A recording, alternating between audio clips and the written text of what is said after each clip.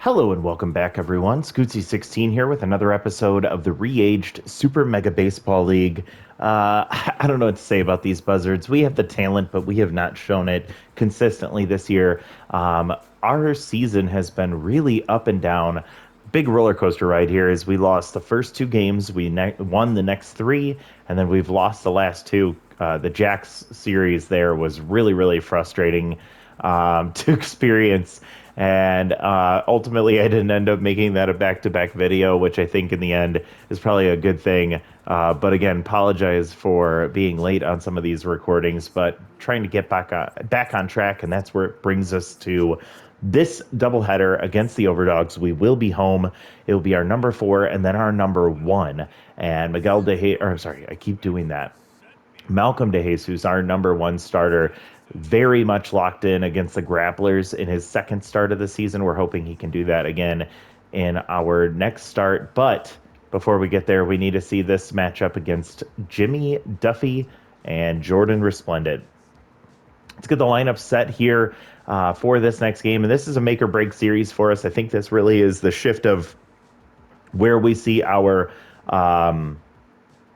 team go, whether it's continuing to rise or falling flat on its face.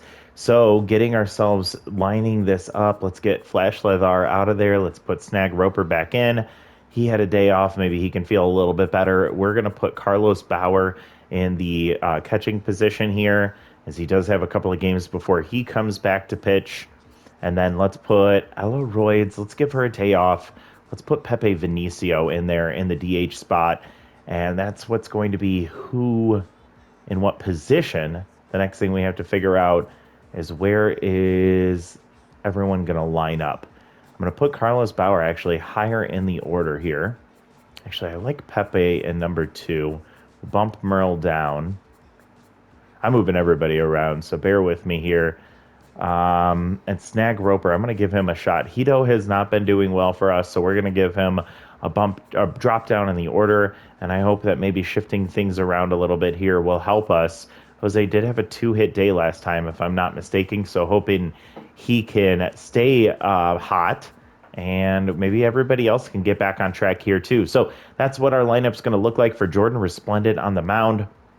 Let's head out to Shaka Sports Turf, home of the Buzzards, as we face off against our rival, the Overdogs. They're sitting at 5-2 right now. A sweep of them would be huge and really shift this season for us. But this is the halfway point in the season, so this is game number 8. Depending on how things go here, this will help us to see whether we have an opportunity to keep fighting or whether it's time to start cutting some salary and start saving for next season. And again, we'll kind of determine after this whether we're going to keep watching some games or we're going to simulate. Boozle Doozy Shine will come to the plate. I got his name right. He is tense already. 0-2 count, and he grounds slowly to short. Snag Roper, who had the day off in the last game, comes in and makes a play for out number 1. Lloyd Cook comes up. The second baseman is neutral with .333 batting average, no home runs, and 3 RBIs. He is tier 2 high pitch, so Jordan's going to try and stay out of the top of the zone there where she threw that strike.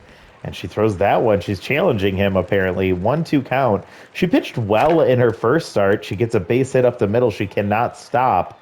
And that's going to be a 1-out single for Lloyd Cook. I'm pretty sure he's de-aged in this season or in this series. Kesha Emmon comes up. She's locked in. Batting .389 with 1 home run, 8 RBIs. She is an RBI hero. Tier 1 easy jumps from Jordan Resplendent, so we definitely have to rely on that arm from Carlos Bauer behind the plate. Ground ball goes foul. 1-1 count. And there's strike number 2 against Emmon. Resplendent gets her to pop up, but it's out of play. And another one pulled foul. So a little battle brewing here between Kesha and Jordan Resplendent, but it's going to be lined in the left center.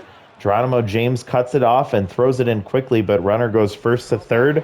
Lloyd Cook standing 90 feet away for Duke Lang. We were definitely eyeballing this guy during the offseason. He is tier 3 RBI hero. And holy shit, he was locked in, and he knew that pitch was his.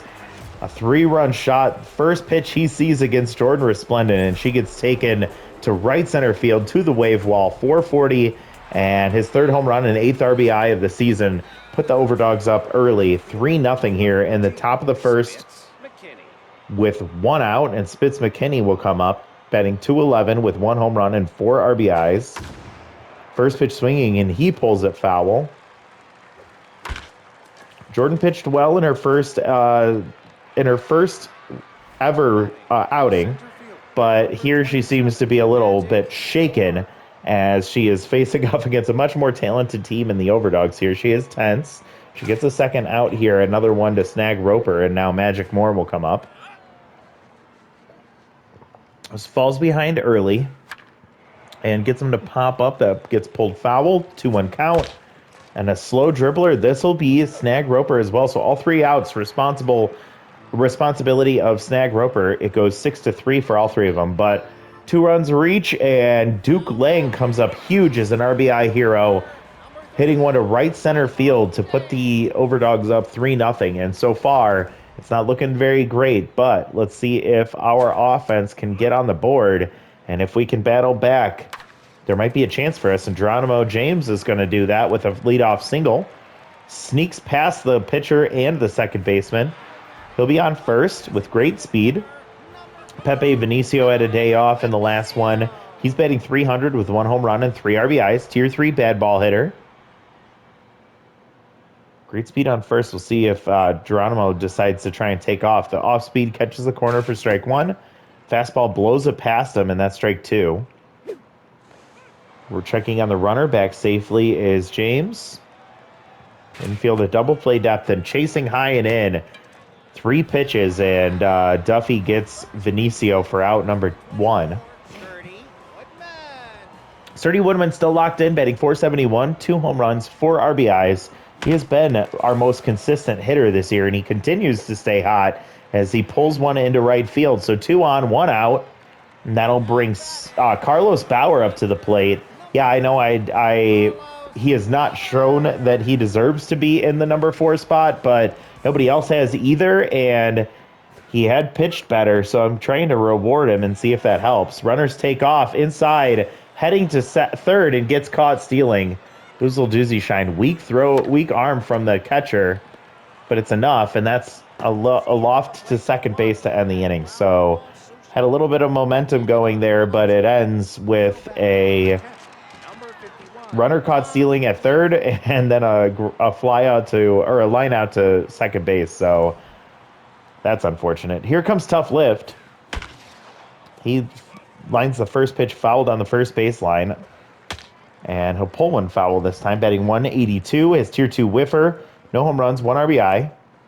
Remember him from the Wild Pig secondary position challenge as he chases way outside. Trying to get off of that one is Carlos Bauer. Do you see how he got penalized for being out of position? Number 21, Willard Wiggins. What the hell is that about? He's a catcher. He's not out of position.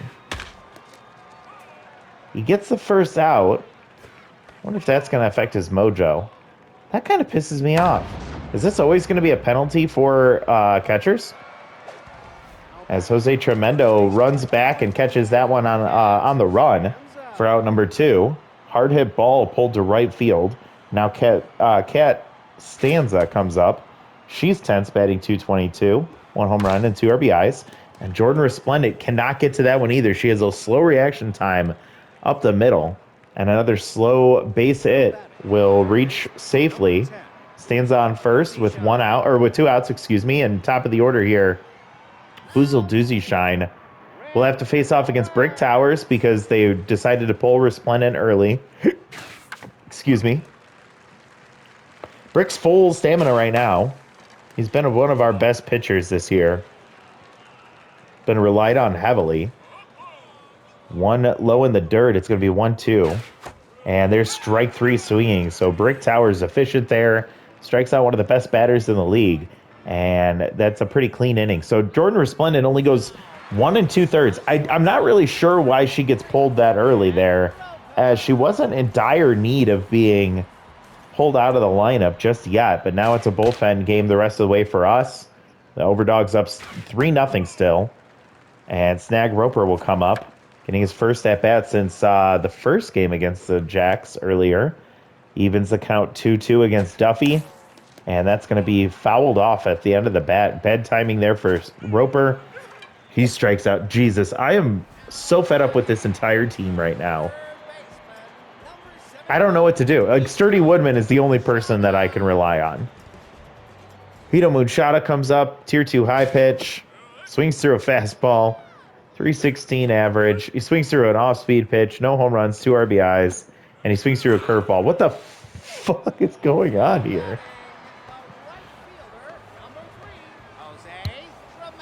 I honestly have no idea what we're doing here. 2 strikeouts for Duffy here in the second inning, and now Jose Tremendo will come up, and he chases one. That's a strike. Swings through strike 2. And off the end of the bat, pulled to second base. Lloyd Cook will haul that in, out number 3. That was really, really tough to watch. We'll see what happens here in inning number 3. If things get any worse, I feel like I might just finish simming this game and quickly move on to the next one. Lloyd Cook will get an at-bat here, facing off against Towers this time, and it's going to be a ground ball toward the line. And what a play from Sturdy Woodman. Holy shit. He gets that ball right up against the line, had full extension. He's able to get up and toss it to Brick Towers, who was covering the bag properly. And that's out number 1, a big out there, as Lloyd Cook came around to score last time. And Kasha Emmon lost one to right center field, but great speed from Geronimo James. Had the hustle, but tracks it down. And that's out number 2. So nobody's on for Duke Lang, so no RBI 0 or RBI hero, but he is still locked in. Had the 3-run homer in his last at-bat, batting .350 now. Off the end of the bat, it's lofted to second, and Kaufman catches that. So 1-2-3 inning through the 2-3-4 hitters. So Brick Towers lines him up and knocks him down. And now we get our offense back up to the plate. It's going to go 8-9-1 for us, starting with Merle Ryan. He's batting .333 on the year. He's had some up and down moments. And Jimmy Duffy, first pitch low. That's taken high. Curveball doesn't catch. And now a fastball muscled off the glove of Kasha Emmon. She can't make the play. It was a tough effort for sure, but Merle really got a hold of that one. And the leadoff man is aboard for Katie Kaufman. And again, I'm not sure I understand what's happening with our team, because, like, I don't know why Carlos Bauer can't play catcher normally. I don't know why our speedy runners can't run on tough lift. Kaufman fouls 2 back, and then she takes the ball low. She's batting .214 on the year. She's been a disappointment. 1-2 count, and she takes another one in the dirt. 30th pitch on the way for Duffy. Checking on the runner, and back safely is Ryan. 2-2. Once again, infield to double play depth with nobody out. Kaufman, long wait before Duffy checks on the runner again. They feel like he's going to try and steal. And, oh my God, the changeup gets her swinging. With 99 contact, she swings through strike 3. I don't get it. James comes up. He already had a base hit earlier, then got caught stealing third. Pops one foul. Tier 2 contact versus righties. He's batting .450 on the year. Takes the ball outside. 1-1 count. Chases strike out of the zone. 1-2 for Ryan. Takes off for second. He's safe, apparently, as called strike 3 on the stolen base attempt, and Geronimo James strikes out Benicio with a runner in scoring position as Ryan was successfully able to steal second just under the tag. Benicio fouls one off, takes a ball outside.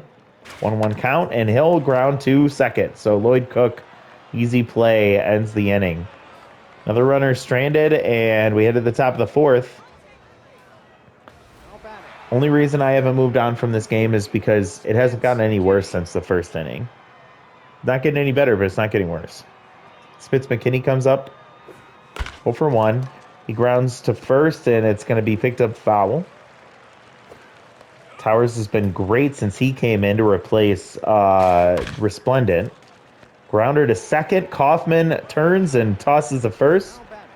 McKinney loses mojo as he heads back to the dugout. That's out number 1, and Magic Moore switches to the other side of the plate now against Towers. First pitch taken for a strike. Fastball low and away. Check and Holden is Moore. And a fastball pushed the other way into left field. A 1-out single for Magic Moore and a runner on board with good speed for Tough Lift. Tough 0 for 1 today. We'll see what he does against Towers. Tier 2 bad ball hitter, so he can get a hold of one. He's got decent contact and power as well. Ball high and in. A grounder slowly to short. Snag to Kaufman.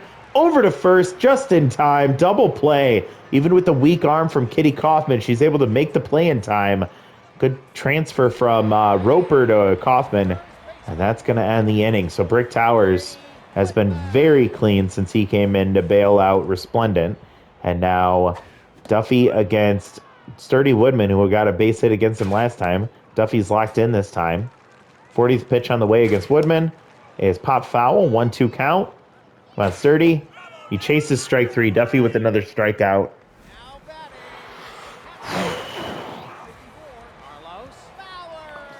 Power came up, watched his center fielder get caught stealing second base and popping up to, or got caught stealing third and then popped up to second. This time he grounds one past the second baseman into right field, so he's aboard with 1 out for Snag Roper. We have great speed on first with 1 out. Roper struck out last time, batting 111 on the season now. This is crazy how bad he has been this season when he was great last year. That ball is outside, 2-1 count, and taking ball 3. Good spot for Roper here. Batter walks, and Roper will be on first. We have a runner on second, and Hito Moonshada, perfect time for your first home run, bud. This would tie the game. Tier 2 high pitch. Ball way outside, pitch out, trying to check on the runner. Taking off here, off speed, throws down, not in time, and Bauer gets a stolen base, and he gets a mojo boost. 2-0 count, and pulled foul is Moonshada. Runners on first and third with only 1 out. 3-1 count for Moonshada, and he whiffs through the fastball. Now full count, and he's going to foul one back ahead of that one. Late swing that time and just makes contact, fouls it off. Still full, pops foul. His pitch has been in the zone, so he's protecting. Another one right down the middle, he just misses. Come on, Hito. He'll pop another one foul, so good battle here, but we need it to be productive. He pops another one foul. Full count, approaching 60 pitches is Duffy, and ball 4 taken, so good job from Moonshada as the slider was tailing away from him, and he held back just in time to get the walk, and now bases are loaded with 1 out for Jose Tremendo. This would redeem yourself ultimately if you can make something happen here, Jose. He takes a strike followed by a ball. Over 60 pitches now is Duffy, and he loses the mojo boost, so 1-2 count for Jose, and a ground ball up the middle. He's able to sneak it through. 1 run on board, and holding at third is Snag Roper. He's not the fastest. The bases will remain loaded for Merle Ryan. Merle Ryan pulled a first pitch fastball into right field in his last at-bat. Duffy gets pulled for Binky Stevens. Binky's pitched well, but in limited time this season. Tier 2 falls behind. First pitch blasted deep center field. Carrying, but I don't think it's got enough. No. Settling under it is Magic Moore. He has a good arm. Runner tags from second and third. They'll both advance, and a run scores. So we are now down 3-2 in the bottom of the fourth with now 2 outs. Sacrifice fly from Merle Ryan, and Kitty Kaufman has an opportunity to get us tied up with a runner on third. A base hit will do it. Swinging through strike 1. Binky trying to get out of this one as he gets ahead in the count. And lofted into center field, but it's going to hang up. Magic Moore will call that one to end the inning. But 2 runs come across. We get 3 hits in the inning and a couple of walks. And we were able to get Duffy out of the game. But we missed an opportunity for that to be a bigger inning, as we had bases loaded for a while. We had an RBI single from Jose Tremendo and a sacrifice fly from Merle Ryan to get us those 2 runs, and now we are in a much better position here, down 3-2 in the top of the 5th. Willard Wiggins against Brick Towers, and it's a 2-2 count. Swung through strike 3. Brick Towers getting pumped as he seems to be locked in. Now facing off against Cat Stanza. She got a base hit up the middle in her first at-bat. She's still tense. Brick not locked in yet, despite pitching incredibly here so far. He's 24 pitches in, and he gets a pop-up. Cat will pop up to the catcher. Catching that is Carlos Bauer, who's locked in. And then leadoff hitter Boozle Doozy Shine, still tense, 0 for 2 today. High pressure situation now, and now Towers is locked in. First pitch, curveball drops in for a strike. Fastball grounds right to Snag Roper. 1-2-3 inning, and Brick Towers through the 5th. Not allowing a runner to get past second base all the way since the 2nd inning. He's pitched 3+ innings now, 3 1/3. Incredible efficiency as well. Cat gets pulled for Maggie Rags. They go defense at first. Geronimo James comes up for his 3rd at-bat. And it's going to be a base hit up the middle. So the potential tying run aboard here in the bottom of the 5th. Down by 1. And Pepe Vinicio is 0 for 2 today. High pressure. Could be an opportunity to pinch hit for him. But they won't. Binky, tier 2 falls behind. Will throw one right down the middle, but it's going to be late and foul for Vinicio. Ball high and in. He doesn't chase that one. He was doing it against Duffy. Swings into that one, and it's fouled off. 1-2 count. And wow. Binky catches the corner. I think that's a bad call, but they're going to give it to him anyways. Called strike 3 for Vinicio. He's tense now. 0 for 3 day for him. And now Sturdy Woodman will come up, still locked in. First pitch pulled foul. Making good contact there. Come on, Sturdy. Ball low. 1 out. Runner takes off, and it's a hit and run, but late swing is Woodman. It's foul. Runner takes off again, pulling the Cash Emmett out of position. And that's going to allow Geronimo James to go first to third. That is perfect execution on the hit and run. Kasha Emmett is pulled off of her position to try and cover second, and immediately has to try and turn around as Woodman goes right behind her. And now Bauer comes up locked in. First pitch low. Runner on first and third, infield in. 1 out and a 2-0 count for Bauer. Binky in trouble. Ball 3. I think he takes here. We'll see if he gets a green light. He does, and he pulls it into left center field. That's going to get down. Hops to the wall. I just spilled my drink everywhere. Runner coming around first, heading all the way home. And that's going to slide in safely. A huge double from Carlos Bauer. And just like that, we take the lead. The Buzzards have taken the lead, and I'm going to have to be right back, everyone. I just spilled my drink in the excitement, and I have to get this cleaned up immediately as it is making a mess. I am so sorry, everyone. I will be right back. Ah!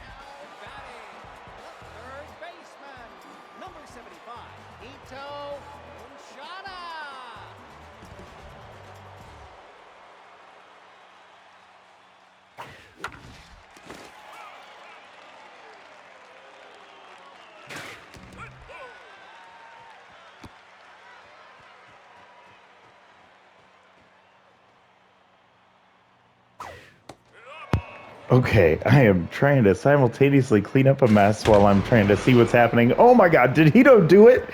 He sends one to deep left center field. And that's going to get out of here. What the hell is happening all of a sudden? The offense wakes up. Everyone that we should have expected to do well this year has finally shown what they're capable of. And what a wide open inning this has been for the Buzzards. I think we can thank Binky Stevens for a part of that. I don't know if he's been replaced yet, as I did have to run into the other room to get some paper towels. I'm telling you, this is a mess right now. Oh, yeah, Woody Ano, who's tense right now, facing off against Jose Tremendo. It would be tremendous for a home run here. Pushes one just down the third baseline, foul. 1-2, swings through strike three, and that's finally out number two for the Buzzards offense. And now bad ball hitting Merle Ryan comes back. He's 1 for 1. He had a sacrifice fly. He also had a base hit earlier in this game. And I'm can't believe I'm doing this right now. Cleaning up a mess in the middle of a recording. I'm so sorry, everyone. This is so funny. He pops up left field, and that's going to be caught by Spitz McKinney to finally end the inning. But a huge inning as we scrape across 5 runs, take a 4-run lead here in the bottom of the 5th. We hit at the top of the 6th, and the last chance for the Overdogs. Brick Towers trying to go to finish this one off. Snag Roper with a nice diving play, not in time, and that's going to lose the mojo for Brick Towers. Great diving stop from Snag Roper, and Brick getting really tired now as he's approaching 30 pitches. He gets the strike against Kasha, who's locked in. Very nervous here. Ball inside. Come on, Brick.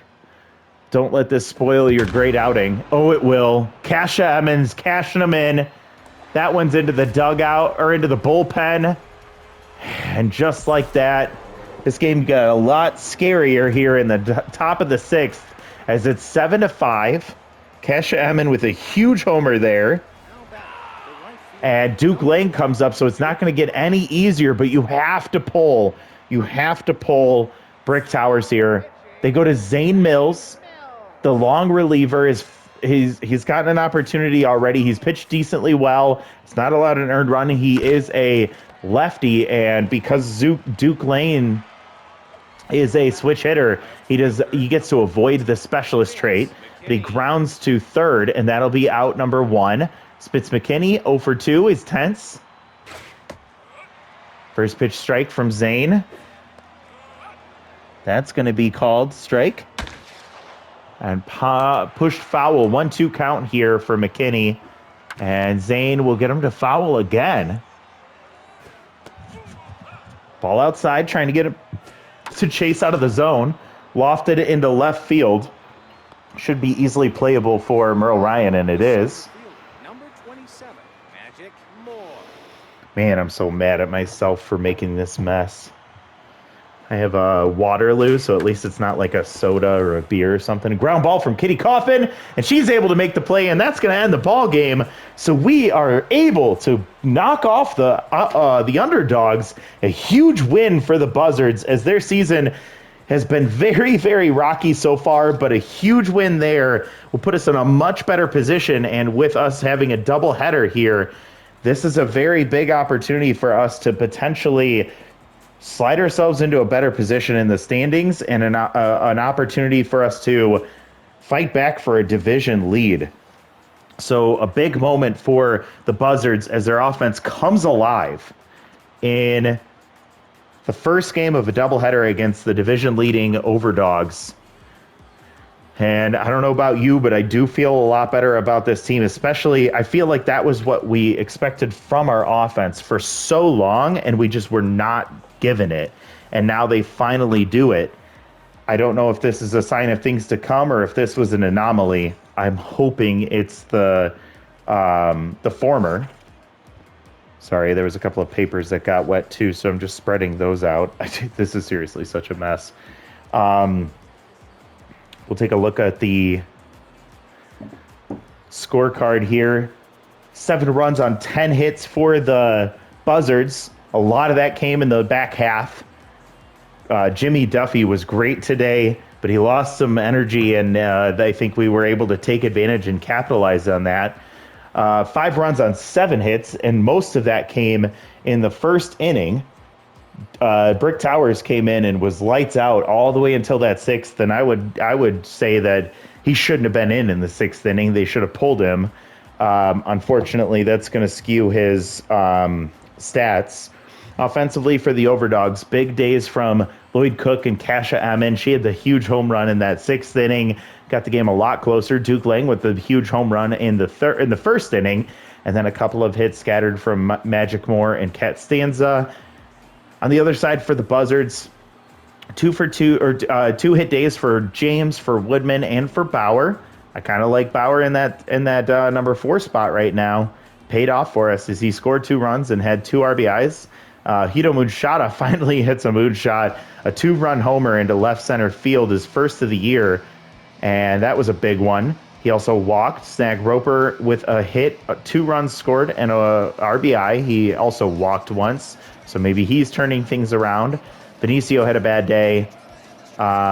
Hits from Tremendo and Ryan. Hitless day from Kaufman as well. Neither of our second basemen can get anything done right now, and that's been frustrating. Pitching-wise for the Overdogs, Duffy, 3 1/3, giving up 5 hits, 2 earned runs, 2 walks, and 6 strikeouts. Again, he just lost a little bit of energy there towards the end of his outing and just could not get it done. Binky Stevens, though, was not great today. He gets a loss. 1 inning for him, 3 hits, 3 earned runs, and 1 strikeout. And then what do you know? Not much better. 2/3 of an inning, 2 hits, 2 earned runs on a home run, and 1 strikeout. On the other side, Jordan Resplendent, short day for her. She did not look great. 1 2/3, giving up 4 hits, 3 earned runs, 1 home run. That was the one to Duke Lang of a 3-run shot. She struck out 1. Brick Towers was amazing today. Again, just got overworked. He gets the win. 3 1/3 for him, giving up 3 hits, 2 earned runs on the home run to Kasha Edmond. Again, shouldn't have been his fault, but it is. It's going to count towards his ERA. He doesn't deserve that. 2 strikeouts for him. And then Zane Mills gets the save with 1 inning, getting all 3 batters he faced out. So Kasha, then Carlos, then Duke are your top 3. That's going to be the first game of the doubleheader against the Overdogs. And just like that, things are looking a little bit better. We're at 4-4. They're at 5-3. Between these two, who do we drop loyalty for? It's probably going to be Resplendent. She has not been pitching well. And between these two, I'll probably drop... Oh, see, that's tough. I'm going to do it to Merle only because he's cheaper as a player and his loyalty is already at 99. And this is going to hurt less doing it to him versus Hito Moonshada. But again, that's 3 negative loyalty manager moments when we just won a huge ball game against the division leaders. So that's really, really irritating. We're sitting in the number 2 spot in the division. We're ahead of the Jacks, who are sitting at 5-5. We are behind the Overdogs, who just lost to us, and if we win another one against them, we'll take the division lead. And it's going to be a tough one because it's Malcolm DeJesus against Manny Case. Manny's been lights out, 2-0 with a 1.74 ERA and a .48 WHIP. This is going to be tough. I hope offense continues to do what they did in the second half of that game. Maybe they finally woke up. All right, before we do that, let's see what happened since the last game ended.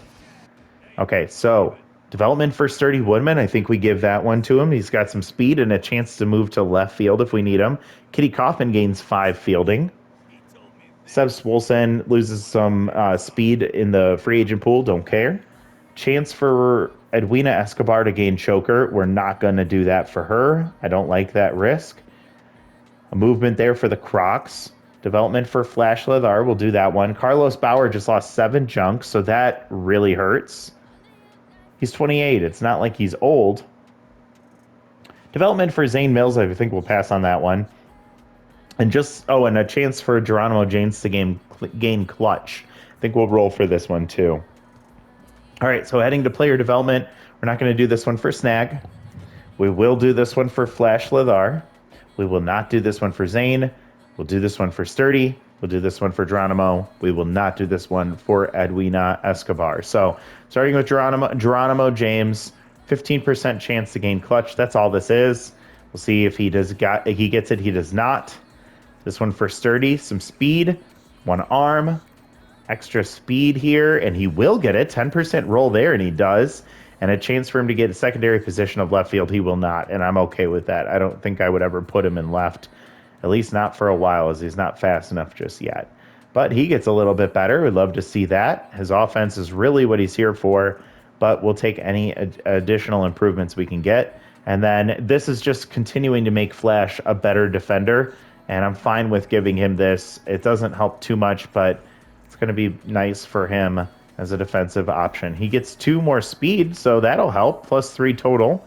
He doesn't get the extra bonus fielding, which is fine, but he gets a little bit faster. He's now a B minus, and the rest are going to leave, or I'm going to leave there. So as it's the 8th game of the season that we just finished, I will do a look at the standings first. We are sitting at 4-4. We are 1 game behind the Overdogs, who we just beat, and we are tied with the Jacks in record, but they do have 2 more games than us. They're sitting at 5-5. In the Mega Conference Epic Division, Widelows are sitting at 7-1, so they are running away with things up there. The Grapplers and the Platypi are both tied at 5-3. So if we look at the wild card standings, we are on the outside looking in, a game behind the Platypi and the Grapplers for that second wild, or one of those wild card spots. So right now, we definitely need to kick things up a notch, as we're just sitting at 500 halfway through the season. We definitely need to do better than that.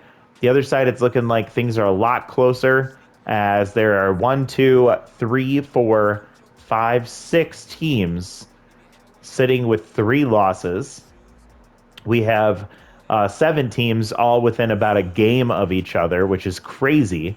And the things are very competitive in the Beast and the Boss division. So keep an eye on that going forward. Checking out league leaders, I could imagine that none of our players are in the top 10 of any of these categories. So let's just peek at it really quick and see. Nobody in the top 10. Nobody. Oh, we do have a couple in the batting average, including Sturdy Woodman and Geronimo James, so that's cool to see. Leader right now with home runs is Hieronymus and Blamo, both with 4. And the league leader for RBIs is Juice, Kasha, and Hieronymus with 10. Something to keep in mind as we look at our team stats. Sturdy in the top 10 for all 3 of these percentage categories, which is nice. He has been very productive for us. He's also in the top 10 with hits, tied for 5th with 10. And Carlos, 3 stolen bases for him. 2 wins for Brick Towers. Nobody in the ERA category. Nobody in any of these categories. I'm hoping DeJesus will slowly start to work his way into there. And interesting to see Resplendent in the strikeouts per 9 category. All right, so that's our top 10 and our league leaders. We'll take a look at our team really quick, team stats, and then we will end this episode.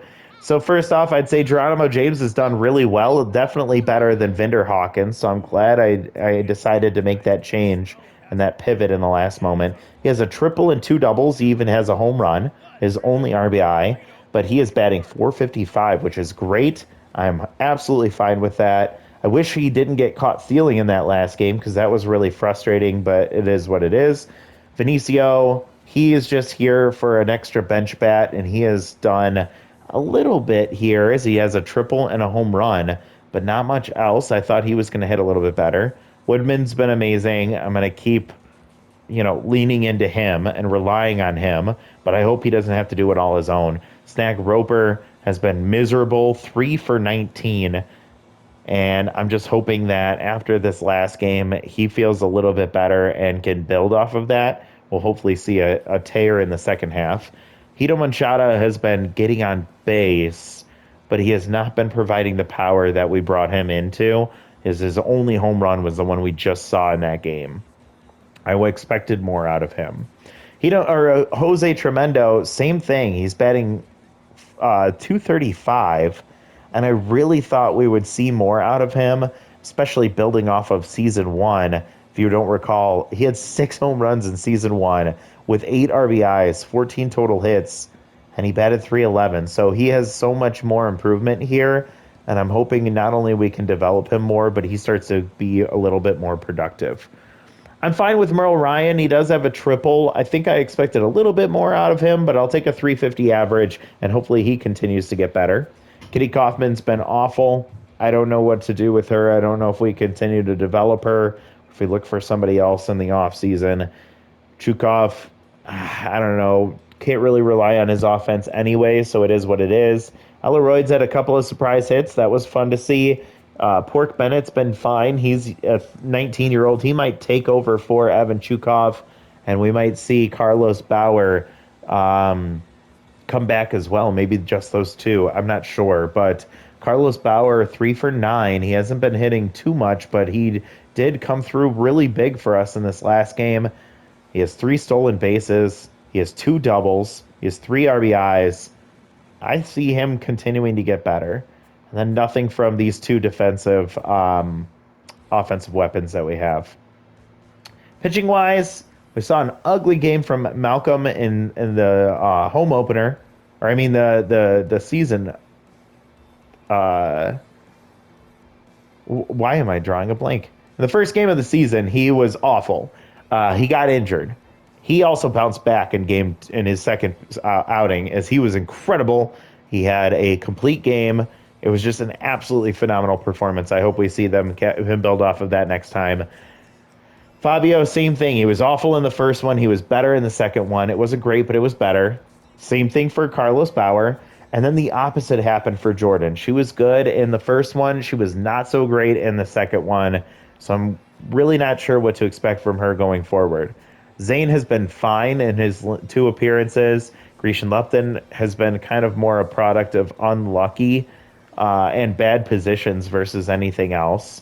He did allow the walk-off to the Jacks in that second game of the doubleheader. Escobar, only 1 opportunity, but she was really good with it. Gasser Morris and Brick Towers have been lights out.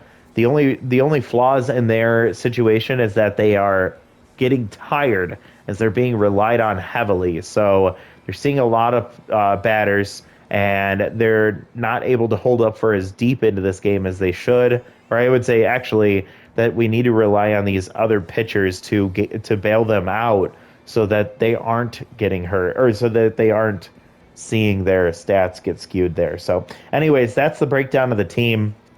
I don't think there's really anybody in the free agent pool that I would consider right now anytime soon. Maybe Rotunda could come in to replace Resplendent if we go on a tear and we are heading to the playoffs, but there might be other options at that point. We'll wait until she gets closer to her price point, maybe drops below it to consider her. And other than that, I don't really see anybody else here talent-wise that we could bring in that would be beneficial to us. So I think we just hold steady, and we'll see how things go. We could bring in Sammy Shigatani instead of one of the 2 second basemen that we have, because we've seen what she's capable of. She's well below her price point, too. So if we brought her in for maybe, let's say, Pepe Vinicio, that could be an option for us. It would be fine chemistry-wise, save us some money, and we would lose bad ball hitter, but we would gain stimulated. She's a better power hitter. She's got a better arm. She's a worse fielder. She has less speed, and she has less contact. But with stimulated, that might look different. So, and they're about the same age, so nothing really impactful there. It does give us a platoon at the lefty-righty option at second base. I just wish we were getting more out of Kaufman because she has been a letdown so far. I think I'm going to hold on to Vinicio for right now. I just think he has more potential. Where Sammy has been fine, but I think her performance was a bit of an anomaly as well. Turbo Miles, we could bring him in, but I don't think the AI would consider him as a defensive option very often, nor would I consider him a pinch runner very often, which is what he would be intended to be. So I think I'll hold off there. So that's where we're going to leave things. I'm just going to leave it there. Next time out is the second game of the doubleheader, and I promise that this one will come up right after this video ends. I usually schedule it for the following hour.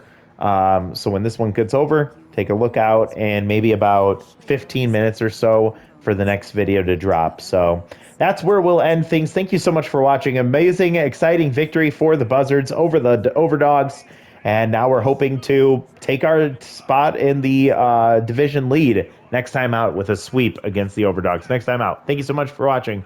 See you next time. Bye, everybody.